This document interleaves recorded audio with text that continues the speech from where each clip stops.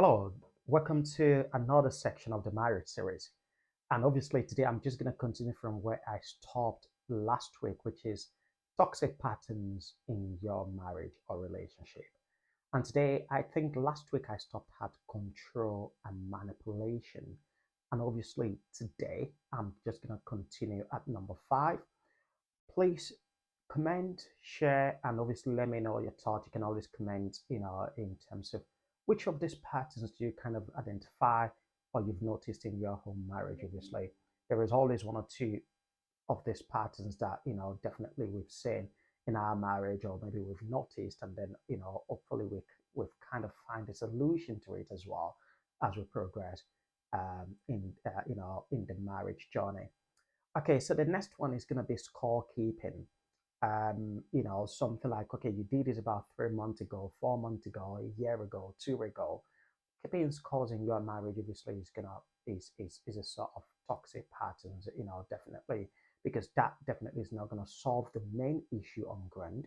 It's all about just going back to the previous things that already happened, or it could be things that maybe the person already apologized for, and of course maybe it's still kind of ongoing at the same time as well. So scorekeeping is not always the best when it comes to relationship, and that is definitely one of the major toxic in marriage, or major toxic patterns in your marriage. The best solution is just to forgive and address the current issue. Just let's focus on the present time and how we can move forward in terms of what is currently going on in our marriage. And obviously, the next bit as well is around gaslighting. I think this is, obviously, this is something that is generally common that you see, in some marriages and all of that as well. So it's about making partner to question the reality, especially if you know genuinely that what that reality is about is the truth. It could be maybe making them to kind of question, their sanity, things like that. So it's really, really, very, very important to kind of validate your partner's feeling. I think one of the things that partners want to say, whether a man or a woman, is just validating their feelings and not dismissing it. Obviously, this is really, really key. There is, when it comes to marriage, we learn every day. There is no one that knows it all. So it is very, very important to always validate, not to dismiss the feelings of your partner. So that could be regarded as a gaslighting. So not to not make people question their sanity and all of that. This is really, really key. Because of time, I'll just jump to the next one, which is passive aggression. So maybe withholding responses or sarcasm, and all that. So that is not always the best in terms of marriage or relationship. So the best way to actually handle this is just to encourage an open, honest, and emotional expression in your marriage. It is one of the actually, like, it is one of the toxic patterns that that we can easily identify in marriage as well. So the eighth one is withholding intimacy. Um, Sometimes I think, some people have different ways in which they react and all of that as well. But I do say this, I think it can be quite difficult as well when someone provoke you, and I think the last thing you want is for them to come close to you. It can be quite difficult, mentally difficult, and if you think about it, it's just mm, it can be quite hard. So using affection, so what we told in intimacy means is just using affection as a sort of punishment, to your partner. Of course, it might not be the best solution, but I think, I I mean, realistically speaking, the last thing anyone wants is for their partner to come close to them, especially when they are not actually happy, like when they're hungry, or maybe they've not settled the issues and all of that as well. It could be maybe the best solution is just to use like a soft practice emotional vulnerability.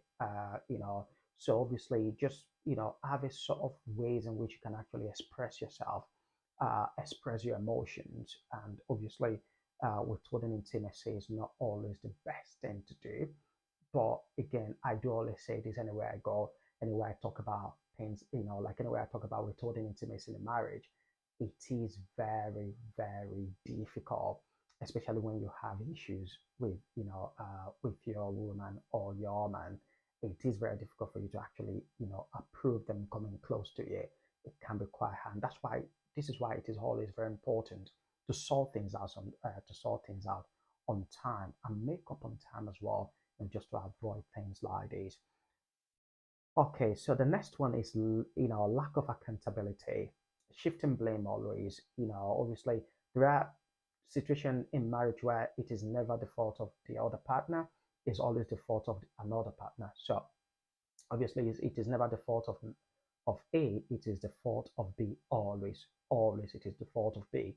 So obviously it is very important for partners to kind of find a sort of equilibrium where obviously, you can, nobody is perfect 100% when it comes to marriage. Personally, we are not all perfect, so this is really, really important. But again, using, like, the best solution is just to use conflict as a mirror, not as a weapon. So don't use that conflict as a sort of, maybe weapon to kind of always shift blends, but use it as a mirror to kind of look at yourself. What exactly am I doing that I need to improve on? What exactly I need to kind of stop doing as well to kind of help this marriage and then take this marriage to the next level as well. So this is really, really key. Like obviously there are plenty of other things I can actually, I can actually chip in, but I'll just, because of time, I'll just kind of quickly move on. So the final bit when it comes to toxic patterns in marriage is chronic dishonesty. So this is really, really, like this could be lying, hiding money or secrets or things like that. This could be this could happen in different forms. It could happen in forms of cheating.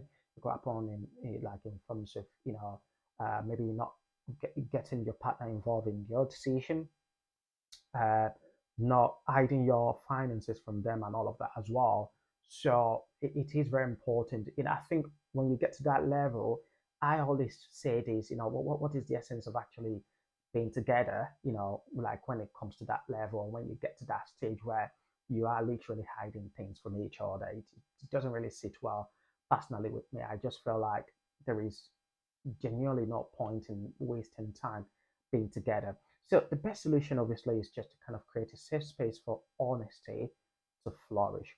So, like for example, if you feel like I don't trust my partner, create that space where you can actually trust your partner. Just create that space. It is very, very important. Sometimes if it's not working, at all, you feel like all these solutions is not obviously working, you could also practice couples therapy, mentorship, or you could look at maybe practice emotional intelligence. I think this is a very big one, really. Emotional intelligence is really, really key. Plan, always ensure to control your emotions. Obviously, the next thing, another thing you can do is to pray, humility, be humble. It is, in fact, most marriages, the work is it's all about prayer and humility.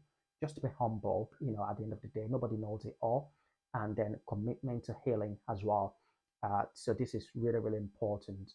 Please comment on what you think, and then let me know. Comment, subscribe, and then obviously, put on the notification bell as well so that you can receive notifications as soon as I drop new ones as well. I'll be going into another topic next week, and then I hope to see you as well. But think about all these things I've talked about. You can share in the comment section, what are your thoughts, and God bless you. See you next week. Bye.